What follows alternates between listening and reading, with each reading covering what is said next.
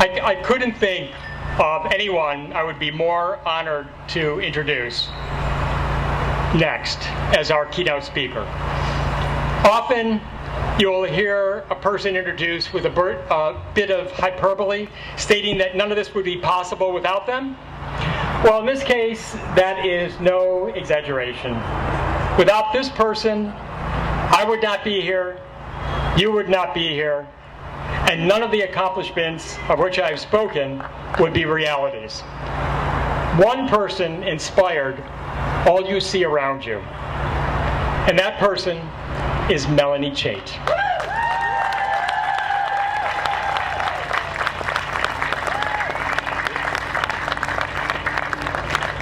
No one knows the ins and outs of lymphatic disease more than Melanie, who has fought a battle with it since the day she was born.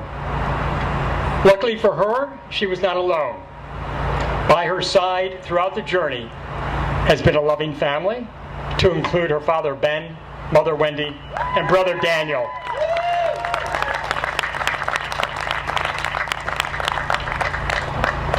It is because of that love that Melanie was to become the very heart of LRF and the ground zero of a movement that is set to change the world for millions. Although now a student at New York University, Melanie's fight continues. And I've asked her today to both enlighten and remind us as to the true reason we must succeed in our mission. And with that, I ask that you give a warm welcome to Melanie Chaite.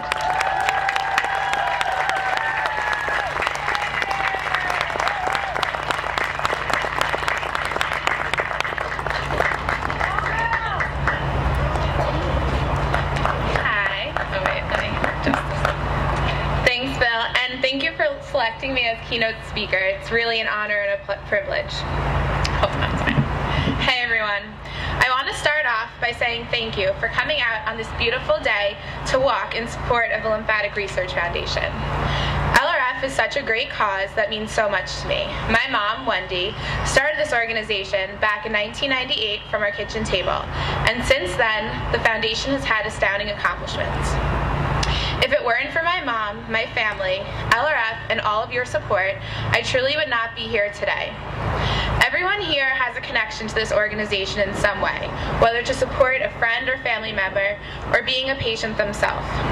If it weren't for your support, LRF could not achieve its goals. On a personal level, and I'm sure I can speak on behalf of the other patients here, it is very comforting and touching that since lymphedema and lymphatic disease awareness isn't really a popular cause, the fact that everyone is here to recognize and show their support is extra special. This great sense of community and outpouring of support truly does make a profound difference for us patients and for our loved ones who are affected as well. I am faced with serious medical challenges. That is why I'm standing here today in front of all of you to represent the millions of others suffering from lymphedema, many of who are here, but also around the world. Our treatments consist of various forms of drainage and compression techniques. Sorry, the words. Day and night, we are required to wear some form of compression, whether it be tight stockings or bulky contraptions. The best word I can think of to describe what this feels like is suffocating. Being wrapped up like a mummy or having to squeeze into tight stockings is straight up suffocating. And in the summertime, don't even get me started, especially this past summer, when the weather was miserable, hot, and humid. But it's difficult and it's painful. Oftentimes, you feel like you're crawling out of your skin, or even worse, you just want to crawl out of your skin because it's all just too tight. In my particular case, I also represent the smaller population of patients who suffer from rare, chronic, and progressive lymphatic disease and malformations in other parts of the body. And in my case, it's systemic. Living with lymphatic disease is no walk in the park. There's a lot of pain and just general not feeling well, countless medications and treatments, endless doctor's appointments, as well as frequent hospitalizations and surgeries. There are also the side effects. And since there is still much to be discovered about lymphatic disease and its treatments, these treatments can be very grueling and painful in and of themselves. Honestly, there is tremendous suffering, tremendous. But thanks to LRF and its supporters, there is also hope for a lot of living. I am so grateful for my life, the good and the bad, as well as all of the love and support from my amazing friends and family. I'm in my sophomore year at NYU, living in an incredible apartment in Union Square with my awesome roomie, and I am loving all of my classes, friends, and activities that I am blessed to be experiencing. The essay that I wrote for my college application process spoke of a game of tug-of-war I played the summer before senior year of high school at band camp. I use this game as an analogy to what my own struggle has been of kind of tugging against this disease for my quality of life, while also realizing that sometimes I have to rely on my other teammates and supporters to pull with me. Day in and day out, I feel like I am being pulled to the ground, towards the mud pit in the middle, but I am determined.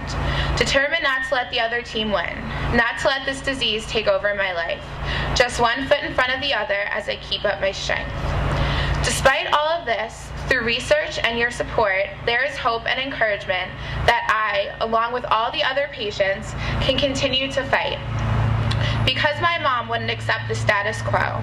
Because my mom wouldn't accept scientific and medical ignorance. Because of LRF's hard work and efforts, along with their achievements, my suffering is not in vain. Frederick Douglass once said, "If there is no struggle, there is no progress." Personally, knowing that I am part of this incredible, history-changing movement that has been able to make such progress is really a profound experience, and all of the other patients here should realize this too. Like I said, I am so grateful for my life, no matter how many curves it throws me. Your support is what drives this organization and what gives hope to the millions of patients around the world. I am humbled by your presence here, and I thank each and every one of you for coming out today to show your support. To my parents, grandparents, my annoying but still very lovable younger brother, family members, friends, I thank you for the strength and love that you give me. I love you all. So let's kick this disease out of the park. Thank you.